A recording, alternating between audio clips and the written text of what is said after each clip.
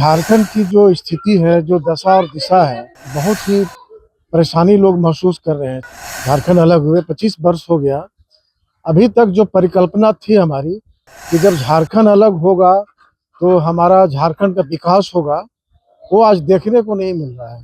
गरीबी से जूझ रहे हैं। इसका मेन कारण ये है कि 2000 में जब हमारा झारखंड बिहार से अलग हुआ और झारखंड में जो भी सरकार जिस पार्टी की बनी है वो यहाँ के लोगों को रोजगार देने के लिए मदद नहीं की है, बल्कि झारखंड को दोहने का काम किया है और इस तरह से दोहन किया है कि झारखंड की स्थिति आज बहुत दयनीय हो गई है। झारखंड में एक और जहां राष्ट्रीय पार्टियां लगातार झारखंड नगर निकाय चुनाव में अपना दमखम दिखाते नजर आ रही है, वहां कई लोकल पार्टियां भी पूरी तरह से इस चुनावी मैदान में उतरने को तैयार है। लेकिन इसी बीच एक पार्टी ऐसी है जो राष्ट्रीय जन उत्कर्ष पार्टी के नाम से जानी जा रही है और ये बुद्धिजीवियों की पार्टी बताई जा रही है। हालांकि ये पार्टी अभी चुनावी मैदान में उतरने को तैयार नहीं है। ये महज एक संगोष्ठी करके आईपीएस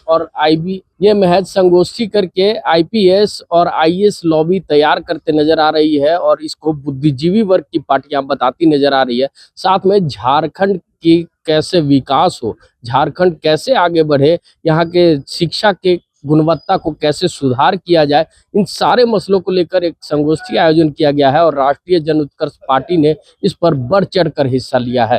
तो क्या कुछ कहते नजर आ रहे हैं राष्ट्रीय जन उत्कर्ष पार्टी के अध्यक्ष और उपाध्यक्ष, आइए सुनते हैं। आज यह संगोष्ठी का आयोजन किया गया था, क्या कुछ इसका निष्कर्ष हुआ? हाँ, आज जो संगोष्ठी था, ये कार्यक्रम हमारा था। इसमें जितने आईएएस आईपीएस पदाधिकारी हैं, मोटा मोटी जो इंटेलेक्चुअल वर्ग हैं, उनका एक फोरम तैयार हुआ। उस फोरम का मेन उद्देश्य है कि इनके मार्गदर्शन में हमारा जो राजनीतिक दल है, राष्ट्रीय जन उत्कर्ष पार्टी, उनके मार्गदर्शन में हम लोग काम करेंगे। क्योंकि झारखंड की जो स्थिति है, जो दशा और दिशा है, बहुत ही चिंता का विषय है। हर क्षेत्र में आज जो है बहुत ही परेशानी लोग महसूस कर रहे हैं, चाहे वो शिक्षा का क्षेत्र हो, चिकित्सा का क्षेत्र हो, रोजगार का क्षेत्र हो, पलायन का क्षेत्र हो, कृषि, सिंचाई, ओवरऑल बृहद समस्या है हमारे झारखंड में। झारखंड आज़ाद हुए आज 25 वर्ष हो गया, झारखंड अलग हुए 25 वर्ष हो गया। अभी तक जो परिकल्पना थी हमारी कि जब झारखंड अलग होगा तो हमारा झारखंड का विकास होगा, वो आज देखने को नहीं मिल रहा है।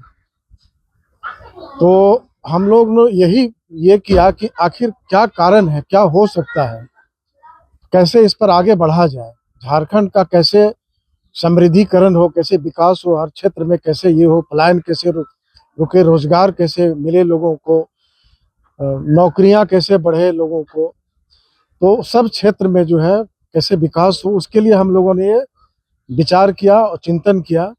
तो यही निष्कर्ष निकल के आया कि कहीं न कहीं, चूंकि हम लोकतांत्रिक व्यवस्था में जीते हैं, तो हम कुछ भी कदम उठाएंगे तो हमको लोकतंत्र के माध्यम से हमको राजनीतिकरण करना पड़ेगा। बिना राजनीति का हम कुछ कर नहीं सकते, या कोई भी पदाधिकारी, कोई भी बड़े से बड़े पदाधिकारी डायरेक्ट कुछ नहीं कर सकते, कल्याण का काम या किसी तरह का काम नहीं कर सकते, हमको राजनीति में जाना पड़ेगा। तो इन्हीं उद्देश्यों को लेकर हम लोगों ने एक बुद्धिजीवी वर्ग का फोरम तैयार किया।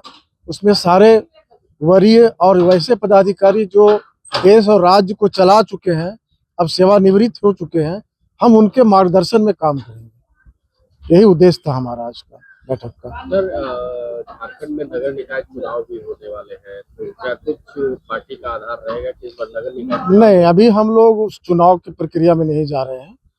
अभी हम लोग उस नगर निगम चुनाव या और कोई चुनाव की प्रक्रिया में अभी नहीं जा रहे हैं।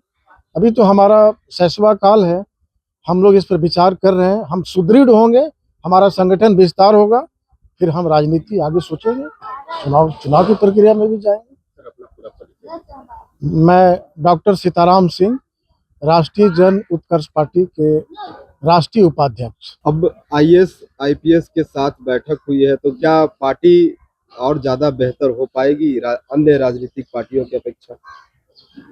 सबसे पहले मैं अपना परिचय दे दूं। मैं कामदेव राणा, राष्ट्रीय जनउत्कर्ष पार्टी का राष्ट्रीय अध्यक्ष। आज की जो मीटिंग हुई आईएएस जो हमारे अधिकारी लोग हैं, तो हम लोगों को भी उम्मीद जगी है कि हमारी पार्टी झारखंड में आगे बढ़ेगी अब। और झारखंड की स्थिति अभी जो देखते हैं बहुत दयनीय है। झारखंड में इतने बड़े पैमाने पर खनिज पदार्थ मिलते हैं, फिर भी यहाँ के लोग जो हैं गरीबी से जूझ रहे हैं। इसका मेन कारण ये है कि 2000 में जब हमारा झारखंड बिहार से अलग हुआ और झारखंड में जो भी सरकार जिस पार्टी की बनी है, वो यहाँ के लोगों को रोजगार देने के लिए मदद नहीं की, बल्कि झारखंड को दोहने का काम किया है।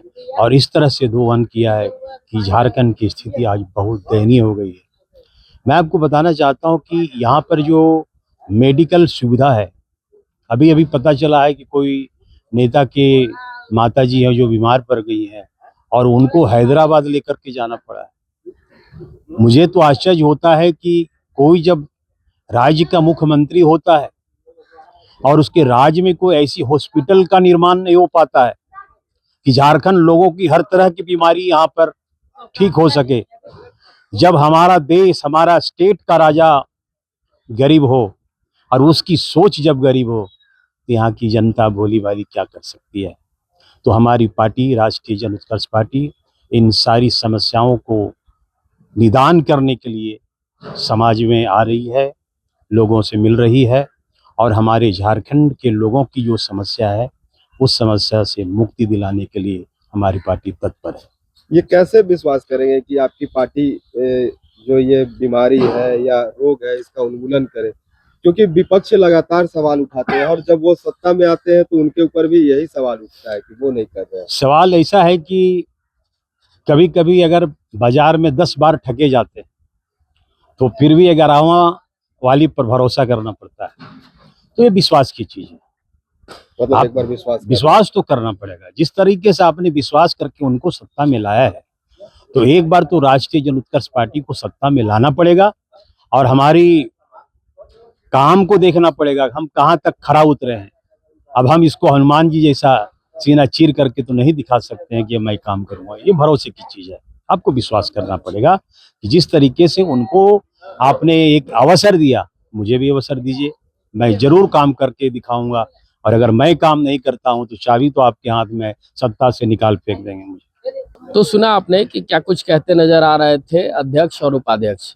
साफ तौर पे झारखंड में जितनी भी पार्टियां हैं वो लगातार झारखंड के विकास और उत्थान के लिए काम करती नजर आ रही है, लेकिन उसी बीच बुद्धिजीवियों की पार्टी अगर झारखंड में एक बार परचम लहराती है तो झारखंड की तस्वीर कैसे बदलेगी ये देखने वाली बात होगी।